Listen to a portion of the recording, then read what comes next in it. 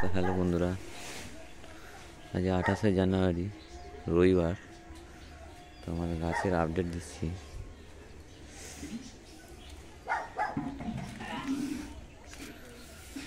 যে ফুলটার কথা বলেছিলাম, ফুলটা কিছুটা বড় হয়েছে।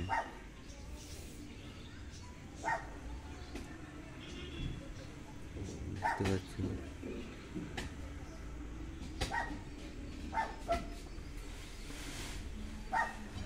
তো এখন জানুয়ারি মাসে ফুল আসার কথা না, তবে একটা ফুল এসেছে, ওটারই আপডেট দিলাম। ভিডিওটা বেশি বড় করলাম না। তো এই হচ্ছে আমার গাছ, জল দিতে উঠেছি। তো বন্ধুরা, ভিডিওটা একটা লাইক করে দিও, যারা নতুন আছে সাবস্ক্রাইব করে রেখো, এরকম আপডেট আমি দিতে থাকি। Tata, bye bye.